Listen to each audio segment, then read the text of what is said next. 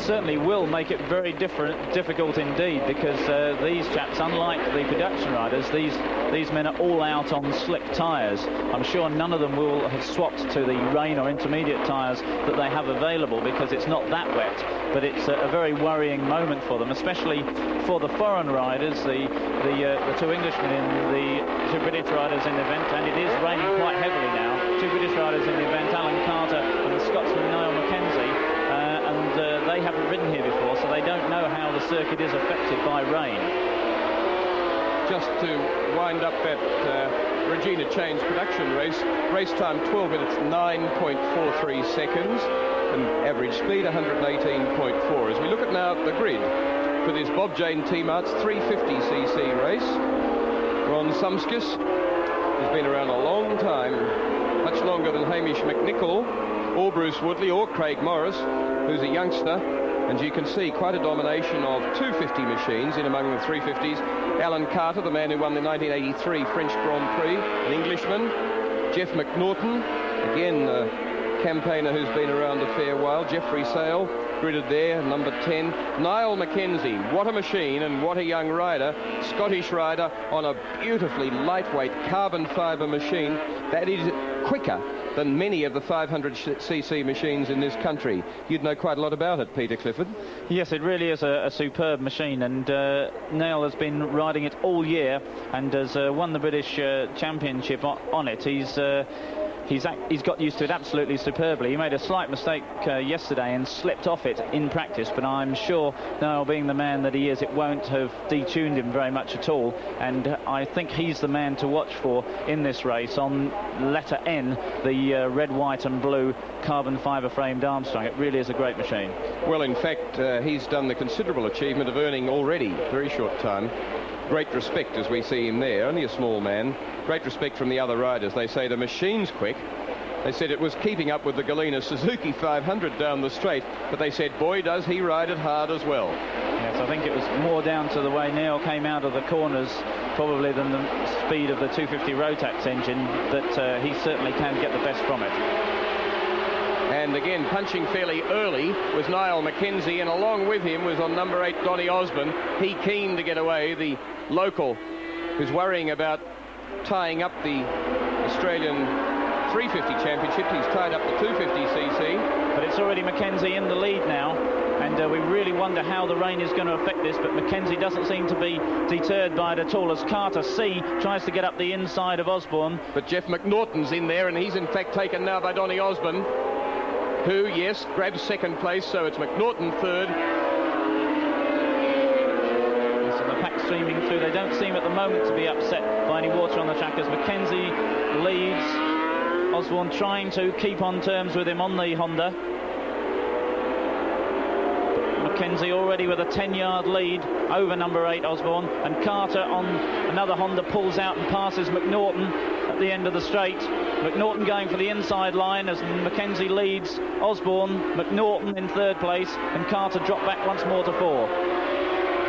And leading the next bunch, Bruce Woodley on 6, but just 0.8 of a second separating these 4. And look how much is separating second place to 4th, as again the Englishman Carter, no respect at all from the mother country rider, is forced back to 4th place, but the Scot with a very distinctive Scottish accent, Niall Mackenzie, as McNaughton punches under Donny Osborne, who looks across and says, goodness me, what are you doing there? Yeah, where did you come from? But Mackenzie has the advantage and is stretching it very slightly on the Armstrong, as Osborne tucked out of the slipstream and pulls alongside the Bob Janet-Marts Honda, but he can't do it. McNaughton comes across his nose on the brakes, the back end squirming as it gets light and waves in the air a little bit. Carter tucked down on C, chasing Osborne and McNaughton as Mackenzie begins to get away. Green background for the number plates indicates a 250 class machine. Any that you see with blue are 350cc machines. As you can see, it's 250s dominating. And Carter dropping back a little as he tries to be too fast through the S's and runs a little bit wide. So it's an Armstrong with a 250cc disc valve Rotax engine leading the 3 Hondas. And the first 350 is down in 5th place. That's Derek Foster from on his Southern Yamaha 350. These 350s, of course, now some 6 years out of development, and the 250s have really taken over in international class racing. As Osborne goes to outbrake McNaughton and does so, the bike juddering back and front as it gets a little bit out of control, but he let the brakes off at the last moment and just regained control in time to tip it into the corner. A very difficult manoeuvre that, because as the front and back suspension cannot cope with the braking forces, that means that the tyres really aren't gripping the road as they should, and if he'd have tipped it in a little bit too early, it would have slid away from him. But Mackenzie getting away from those two Hondas now. Osborne planning to buy a brand new Honda for next year. Campaign seriously here, but of interest to people like Donny Osborne is the presence of Barry Simmons here from Honda, Rothman's Honda Great Britain team, who's looking for a young Australian talent to go over to England to ride superbikes and production bikes, and perhaps to be groomed to step up into the ranks of Grand Prix riders, as happened and as under his command Wayne Gardner did. And the man that he's really noticed today is Robbie Phillips. He said he is so smooth as well as being quick, because Robbie's got a few more years on people like Donny Osborne, and they're looking for a young man with possibly a Grand Prix career ahead of them. We can see the spots of rain on the camera lens there as they go down the straight, but it doesn't seem to upset anybody really. 1.23 seconds separates the first man from this dice for second position.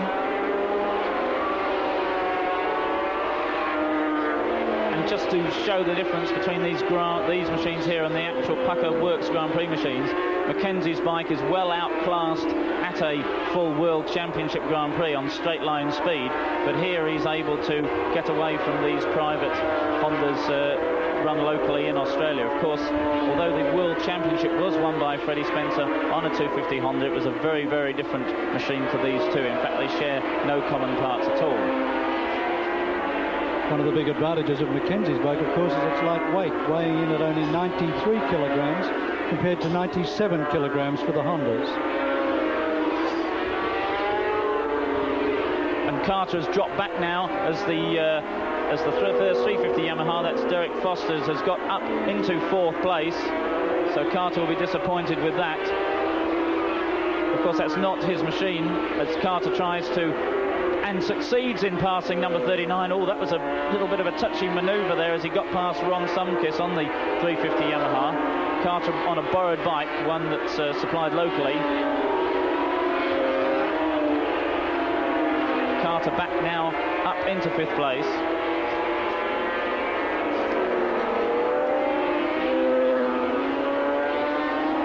And there's a crash there. Somebody down coming onto the straight. And that was, in fact, Foster who's dropped the 350 Yamaha.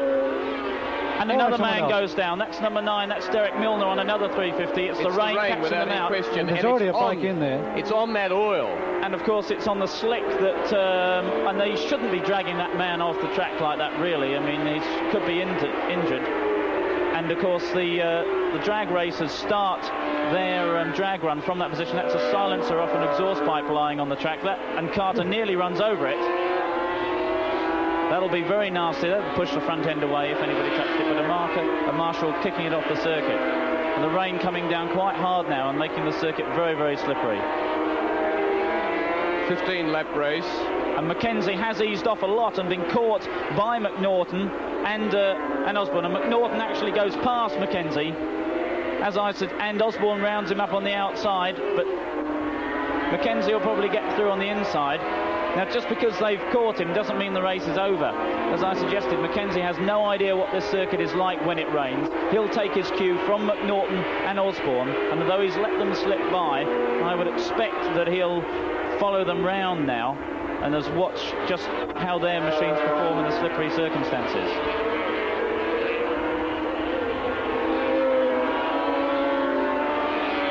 Mike Garner is riding 7 that they'll soon be encountering. And McNaughton leads from Osborne. The two Hondas now in front of the Armstrong. Only half a second separates them on the track.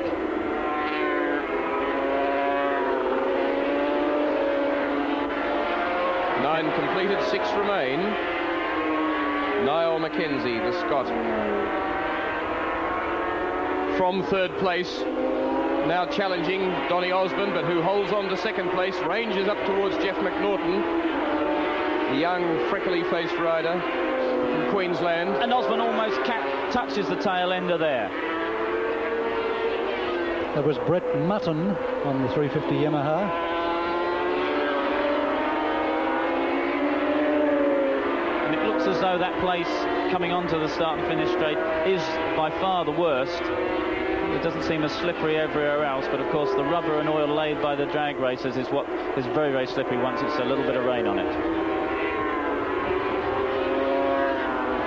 It's a problem there even in the dry, and really emphasised in the wet. And Mackenzie trying again to pass Osborne.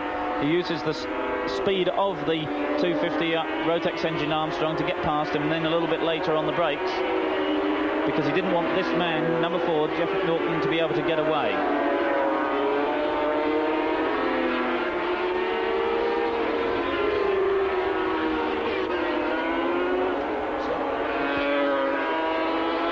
Past that dicky area, and McNaughton doing a great job on number 4. But Mackenzie, I think, perhaps being prepared to bide his time and see what the locals do.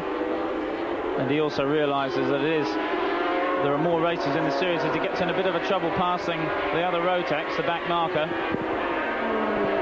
I would have thought a Scottish rider racing in England would have encountered plenty of rain through a few seasons. Yes, he certainly has that, and Osborne tries to look for a way around the outside but can't find it there. Osborne pretty desperate for it too, a third-generation Australian motorcyclist.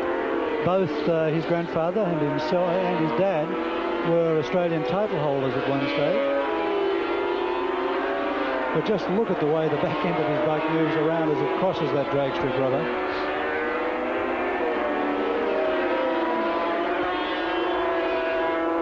And McNaughton being very, very, very calm, cool and collected, and as somebody else has fallen off and is running around with a hurt ankle. His bike lying in the middle of the track still. He's off it, but the bike's still on the tarmac.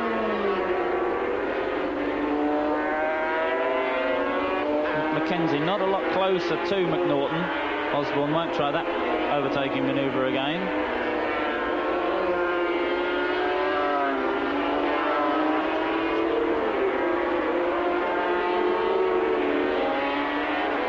Mackenzie. And another rider down in exactly the same place. And this number 27 had obviously run off the circuit.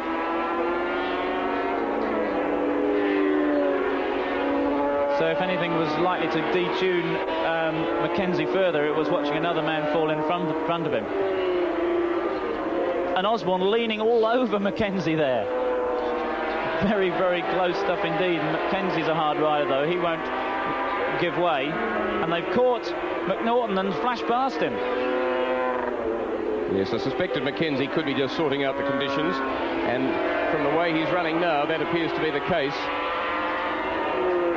as he asserts himself over Jeff McNaughton on 4, Donny Osborne on 8. And McNaughton's suddenly going much slower, whether he's seen the fallers and suddenly got the wind up or has got a problem. Ready for the blue flag to indicate 1 lap remaining. And Mackenzie gets well away there. And I think Mackenzie might have thought that that was the end of the race. Yeah, I fear that he has, because he punched the air crossing the start and finish line and may have mistaken. He's sitting up, he's mistaken the blue flag for the checkered flag. But so the other... No, they haven't. No, he hasn't. No. They're still racing and he doesn't know it's not over. And what has he done? He may just have realised it, but far too late. He's never raced in Australia before. He doesn't know that a blue flag signifies only the last lap beginning, and he just assumed it was the end of the race. Well, what great shape for Neil Mackenzie. And that's the end of Mackenzie's race. He'll pick up a third place, but he's lost the win. And the dice down to the finish line.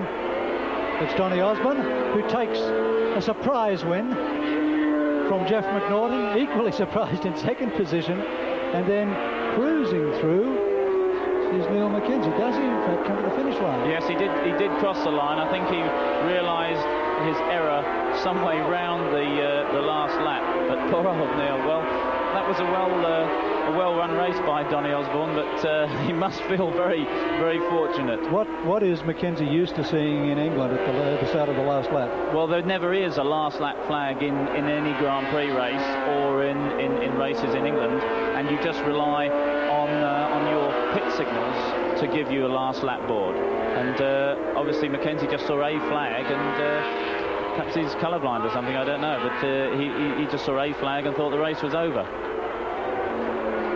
Well, it's a mistake he won't make again, that's for sure. As young Donny Osborne cruises down to the accolades of the home crowd. And it's a good win for Osborne from McNaughton, with Mackenzie in third position, because Osborne certainly is the sort of talent that I think a European team could be looking for, as Will Hagen said earlier. Yes, it'd be very interesting to see if anything does come of his fine rides here. And there we see Mackenzie explaining to his mechanic just what happened.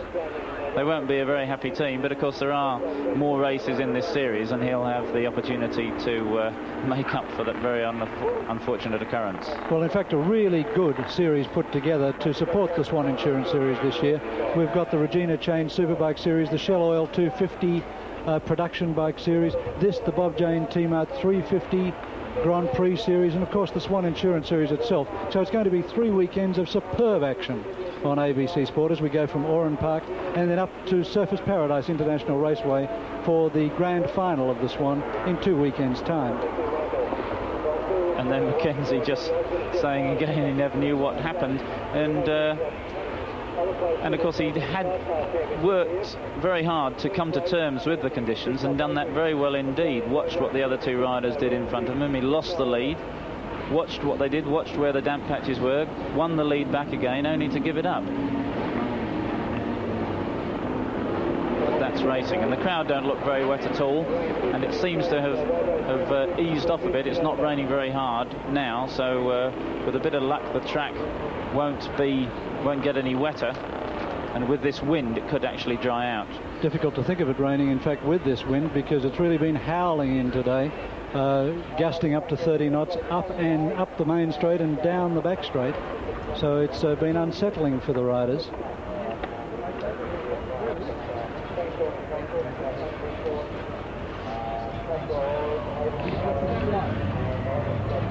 Donny Osborne, the unexpected winner of that race, and obviously to some extent by default. Yeah, I think he thought that the race was over, and he definitely stopped and sort of slowed right down. So, but unless you know the rules, and that's the way the races go, So, Donny, you're barely walking. What's wrong with you? I wouldn't be surprised if I cracked my ankle when Michael Dowson ran over me just before. So. What, in an earlier race? Yeah, in the Australian 250. And what were conditions like in that one?